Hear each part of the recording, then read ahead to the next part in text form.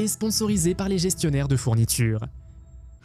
Premièrement, ils gagnent à nouveau. La principale raison de ne pas sous-estimer l'Allemagne est simple. Lors des qualifications pour la Coupe du Monde, elle a gagné 5 de ses 6 matchs.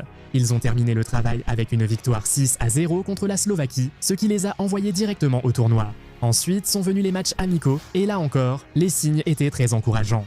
Contre la Suisse, l'Allemagne l'a emporté 4-3 après un match fou. Florian Wirtz a marqué 2 buts et offert 2 passes décisives, dont celui de la victoire à la 86e minute. Cela montre que l'Allemagne peut être ouverte. L'Allemagne paraît fragile, mais dispose de joueurs pouvant sauver un match par un geste de qualité. Face au Ghana, ils n'ont pas convaincu et Julian Nagelsmann n'était pas satisfait. Denis Zundav est sorti du banc et a inscrit le but décisif à la 88e minute.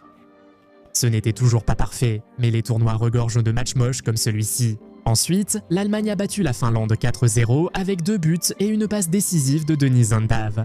Florian Wirtz et Jamal Musiala ont chacun inscrit 2 buts. Ce genre de résultat aide l'équipe à souffler avant la Coupe du Monde. Ils remportent des matchs serrés, marquent en fin de rencontre, leurs attaquants performent et la confiance revient.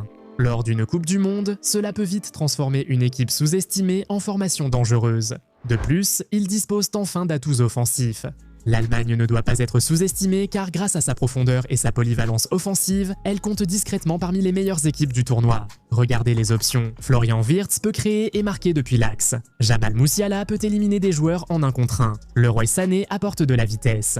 Kai Havertz peut jouer comme faux neuf, deuxième attaquant ou ailier. Et il continue sur sa belle lancée en marquant tôt dans les matchs. Nick Woltermade représente ce grand avant-centre. Ils en manquent depuis la retraite de Klose. Lennart Karl apporte de la jeunesse et Denis Zundav leur offre l'attaquant de surface directe qui peut changer la donne. Cette variété est importante. L'Espagne a des techniciens d'élite et des joueurs de couloir dangereux comme Lamine Yamal et Nico Williams, mais son avant-centre n'est pas aussi redoutable que son milieu et ses ailes. L'Allemagne dispose de profils plus variés à combiner. La France reste redoutable grâce à Kylian Mbappé, Dembélé et leur puissance sur les côtés. Hugo Ekitike forfait pour la Coupe du Monde à cause d'une blessure, ils perdent une option en attaque centrale. L'Allemagne, elle, peut changer de système sans perdre son équilibre. Si Nagelsmann veut de la créativité, il a Wirtz et Musiala. S'il veut de la vitesse, il a Sané. S'il veut du mouvement, Havertz convient. S'il veut un attaquant de surface, Undav lui offre cette option. S'il veut jouer plus direct, Woltermade change tout. Personne ne sait à quoi s'attendre. Troisième point, ils ont de la profondeur, des options et le bon mélange de jeunesse et d'expérience. L'Allemagne possède aussi l'un des meilleurs équilibres générationnels du tournoi. Ce n'est pas une équipe composée uniquement de jeunes qui manquent encore d'expérience.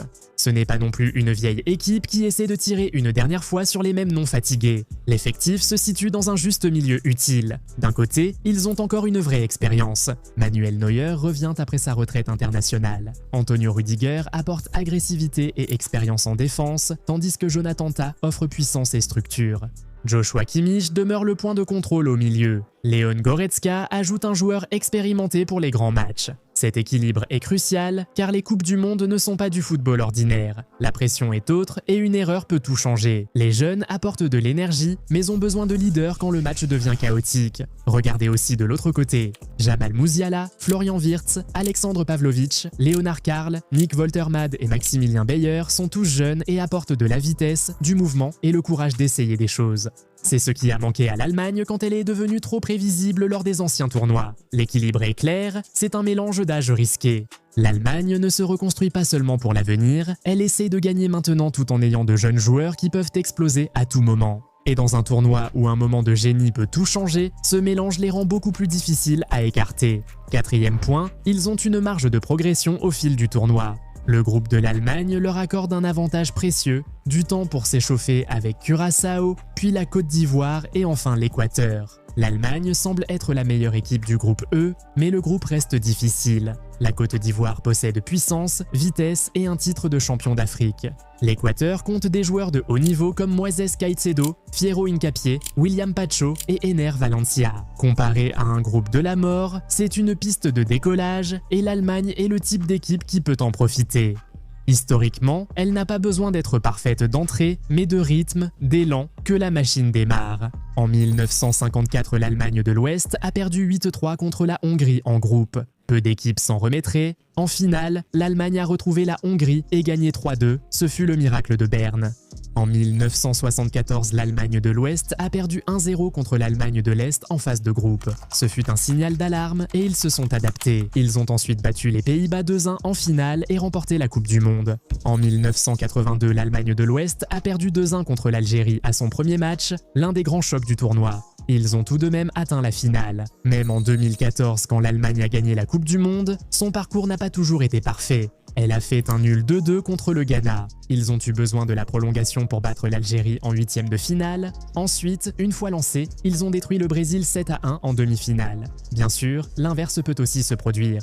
L'histoire de l'Allemagne ne traite pas uniquement des succès. En 2018, ils ont perdu leur premier match 1-0 contre le Mexique, ont survécu grâce à un but en fin de match contre la Suède, puis ont été éliminés après une défaite 2-0 contre la Corée du Sud. C'était la première fois que l'Allemagne ne parvenait pas à sortir de la phase de groupe depuis 1938, c'est ce qui rend cette phase de groupe si importante. L'Allemagne n'est pas garantie de progresser juste parce qu'elle l'a déjà fait, mais elle a souvent prouvé sa capacité à apprendre, s'adapter et gagner en élan lors d'un tournoi.